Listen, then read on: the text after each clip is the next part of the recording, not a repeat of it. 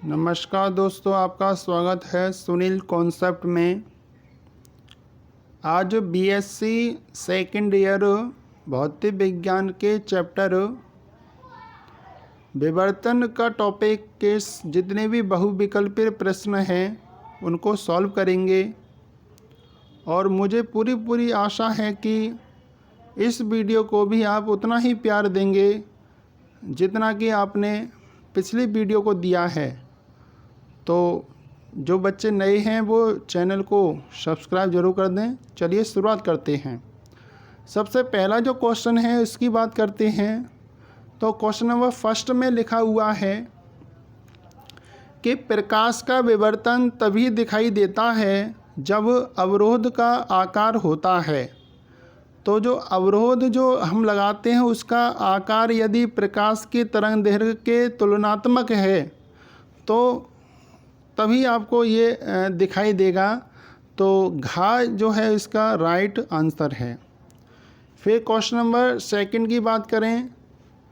एकल स्लिट पर फ्रॉनहोफर वर्ग का विवर्तन देखने के लिए आवश्यक शर्त है कि स्लिट पर आपतित तरंगार्घ हो।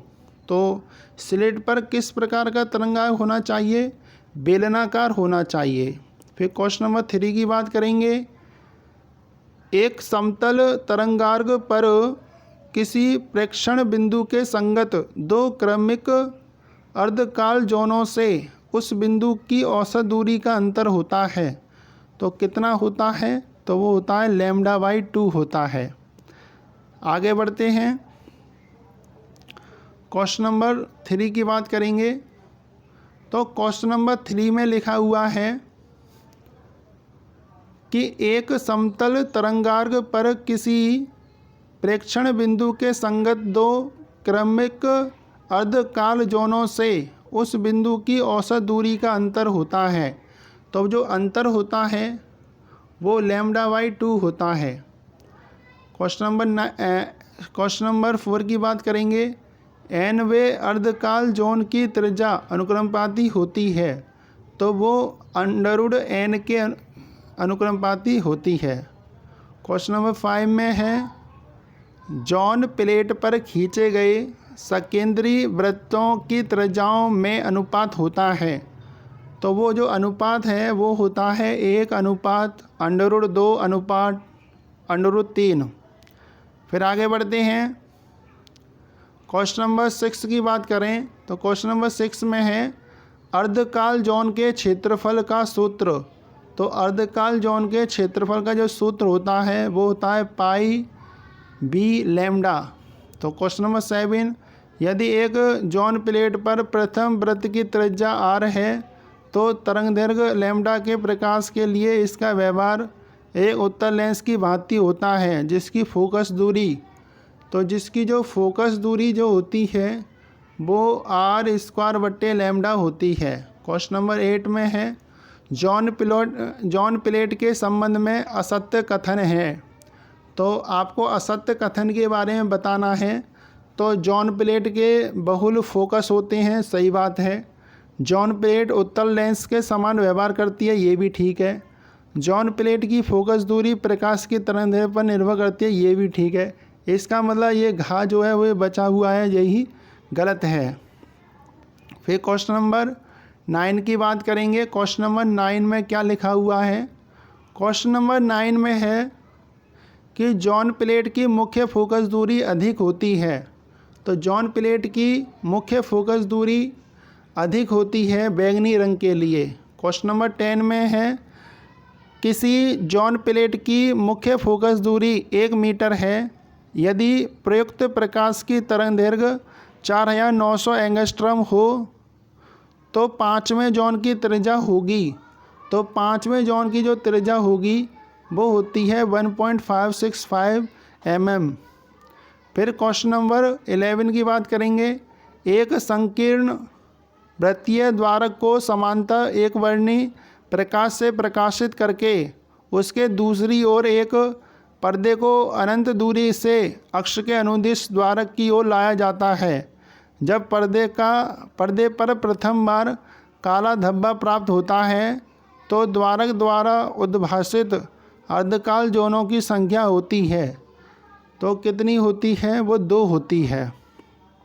फिर क्वेश्चन नंबर 12 की बात करेंगे तो क्वेश्चन नंबर 12 में लिखा है, जब वृत्तीय द्वारक के पर्दे को स्रोत से दूर हटाया जाता है तो उद्भासित जोनों की संख्या बताइए क्या होती है? तो उद्भासित जोनों की जो संख्या होती है वो घटती है। तो का इसका राइट आंसर है। फिर क्वेश्चन नंबर 13 की बात करें, एक ओर से प्रकाशित एक संकीर्ण वृत्तीय चकती के प्रतिबिंब का केंद्र होता है। तो 13 का जो राइट आंसर है वो चमकीला। फिर क्वेश्चन नंबर 14 की बात करें, रज्जु कोर पर विवर्तन से प्राप्त फ्रिंजें होती हैं। तो कैसी होती हैं? तो ये है उत्तरोत्तर फ्रिंजों के बीच घटती दूरी तथा उच्चिष्टों पर क्रम से तीव्रता घटती हुई, जबकि निम्निष्टों पर क्रम से तीव्रता बढ़ती हुई। तो इसका गा राइट आंसर है। फिर क्वेश्चन नंबर 15 की बात करें, एक स्लिट से श्वेत प्रकाश का फ्रॉनहोफर विवर्तन देखा जा सकता है यदि स्लिट की चौड़ाई, तो स्लिट की चौड़ाई यदि 10 की पावर माइनस के 4 सेंटीमीटर की है तब। फिर क्वेश्चन नंबर 16 की बात करें, एक स्लिट से विवर्तन में उच्चिष्ट प्राप्त होते हैं होने की शर्त क्या है? तो इसका राइट आंसर है पी की जो वैल्यू है वो 0, 3 पाई/2, 5 पाई/2, 7 पाई/2 होनी चाहिए। फिर क्वेश्चन नंबर 17 की बात करें तो क्वेश्चन नंबर 17 में लिखा है, एक स्लिट चौड़ाई ई के विवर्तन चित्र में निम्नलिखित की शर्त है। तो 17 का है ई साइन थीटा बराबर होता है एन लैम्डा। तो इसका खा सही है।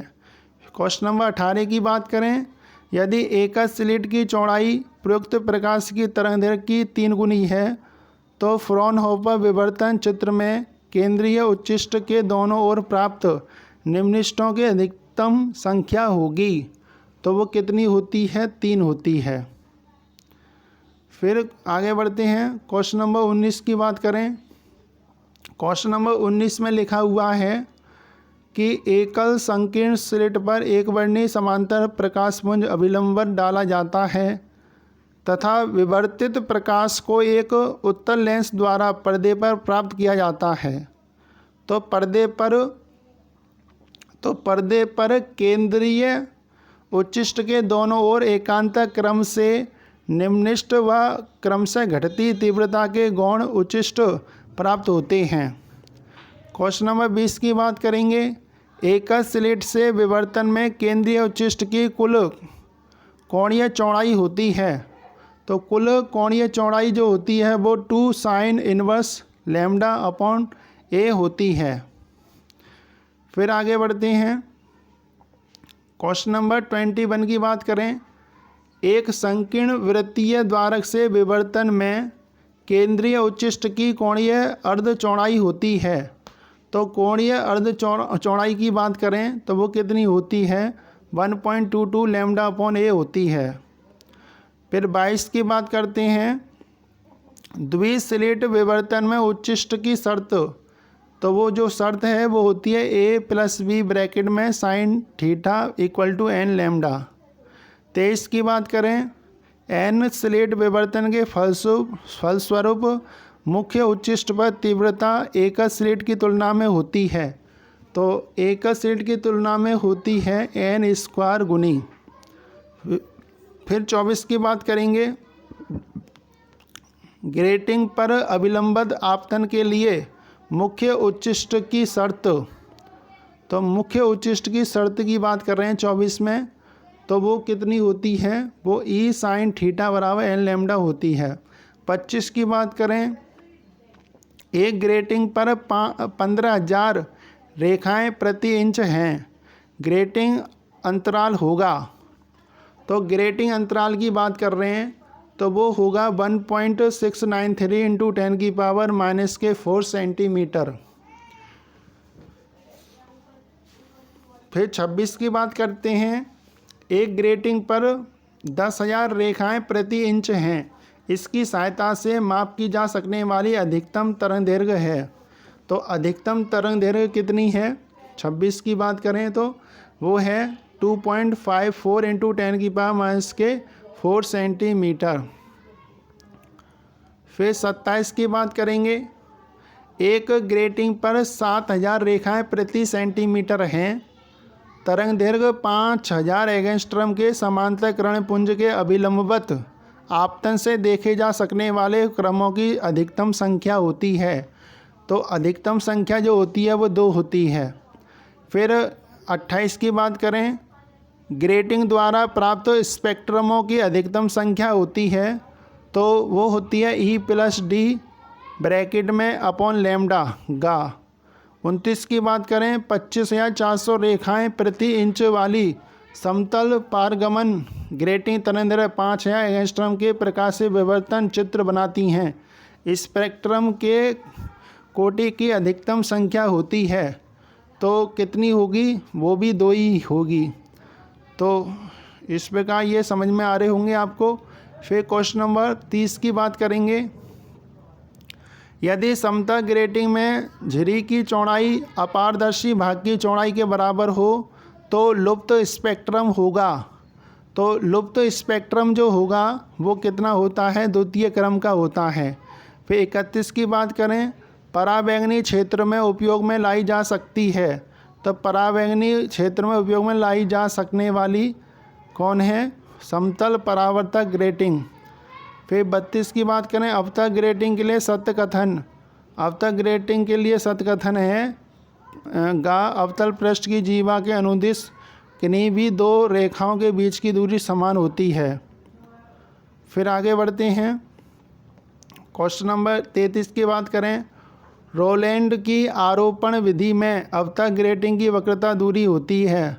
तो 33 की बात करें तो कितनी होती है? ग्रेटिंग से प्लेट की दूरी।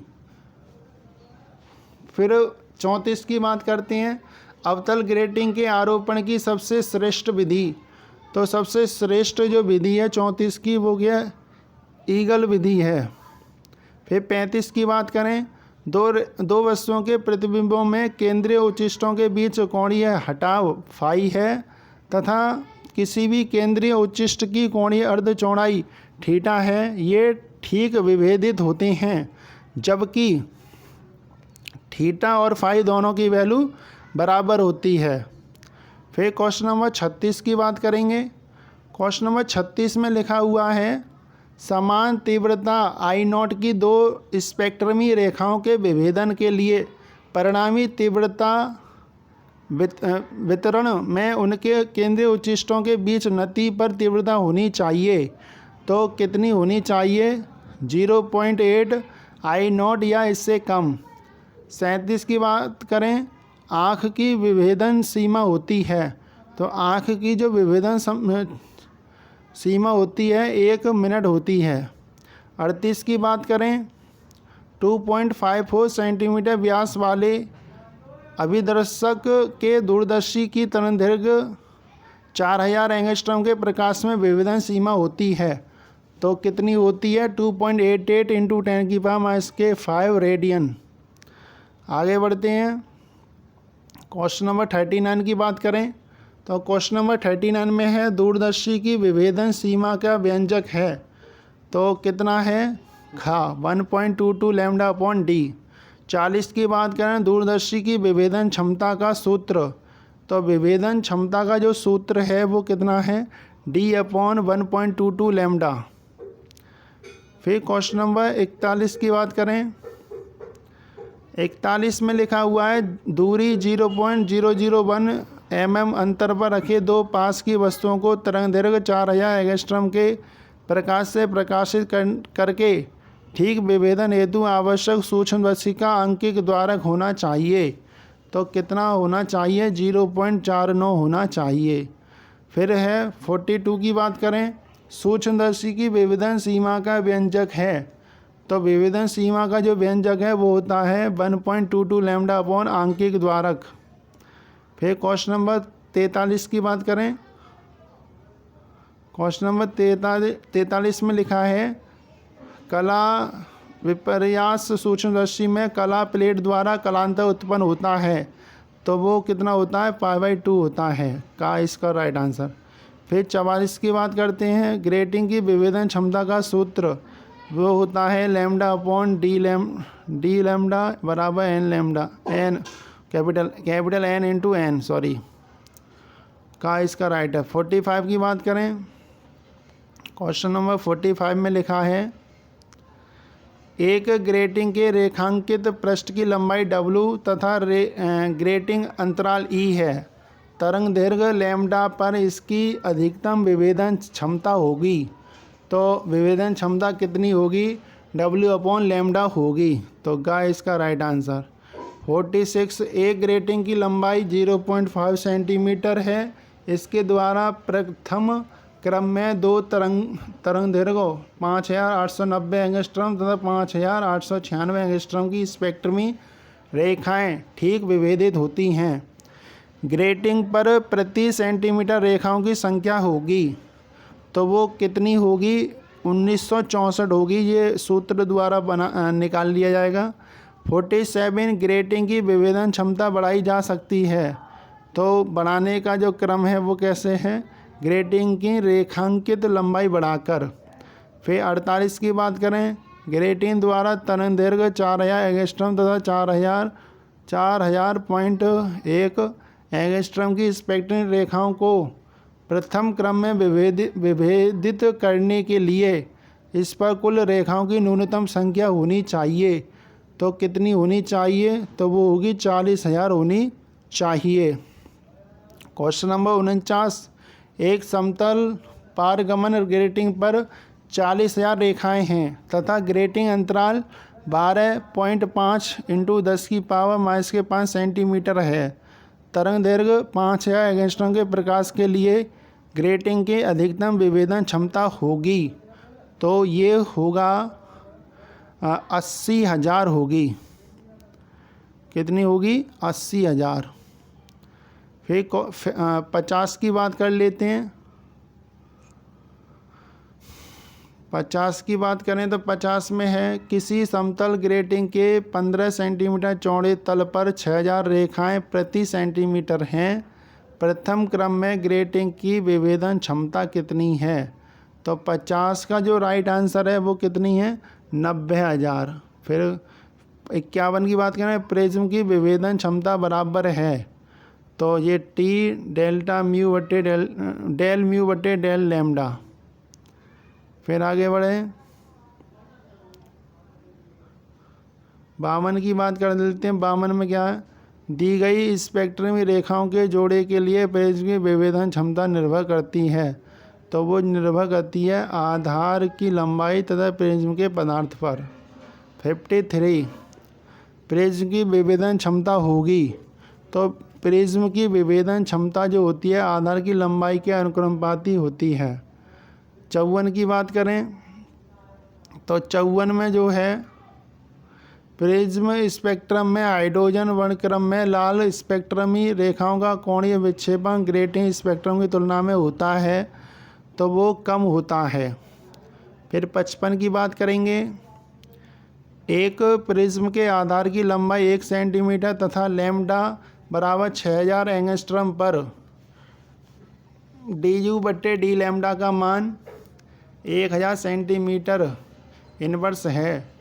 इसके द्वारा विभेदित की जा सकने वाली दो तरंग दैर्घ्यों का न्यूनतम अंतर, तो न्यूनतम अंतर जो होगा वो 6 एंगस्ट्रम का होगा।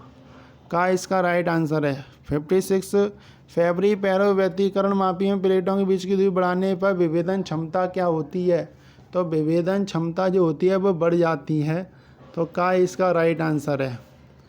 फिर आगे बढ़ते हैं, क्वेश्चन नंबर 57 की बात करें, फैबरी पैरो इटालोन की प्लेटों की परावर्तकता बढ़ने पर क्या होता है, विभेदन क्षमता बढ़ती है।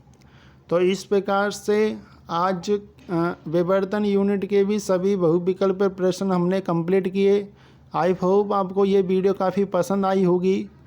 ये चैनल वैसा नहीं है कि बकवास ज़्यादा करे और क्वेश्चन कम दिखाए।